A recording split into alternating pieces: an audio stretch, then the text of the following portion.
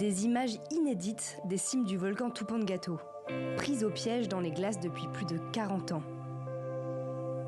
Ces pellicules, filmées par l'alpiniste Guillermo Viero, révèlent ses derniers instants dans ce monde de glace. 2 bobines, découvertes par ces 2 filles lors d'une expédition de 11 jours sur les traces de leur père. Ce sac à dos, trouvé dans le givre, leur a permis de remonter dans le temps. Sa veste, son sac de couchage, une gourde, de l'aspirine, de la vitamine C, un matelas isolant, un couteau, une cuillère et une fourchette, 2 bobines de film Super 8. À la frontière chilienne, le volcan Tupungato est un géant qui culmine à plus de 6500 mètres. En 1945, sur ses pentes enneigées, les alpinistes Guillermo Viero, 44 ans, et Leonardo Rabal, 20 ans, disparaissent. Retrouver les affaires des 2 aventuriers est un choc. Ma mère ne nous avait pas vraiment raconté qui il était. Nous savions qu'il s'était tué en montagne et qu'il était alpiniste, mais pas grand-chose de plus.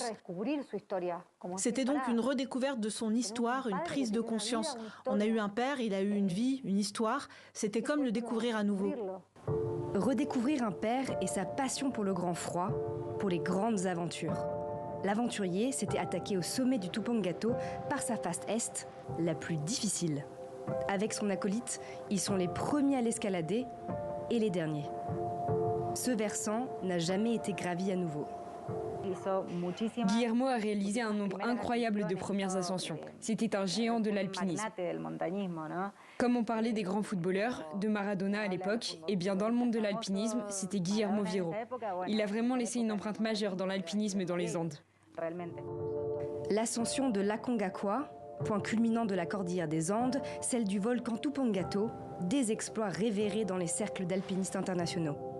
Aujourd'hui, les 2 sœurs veulent partager ce morceau de l'histoire de l'alpinisme argentin et rendre hommage à leur père en offrant son équipement à un musée.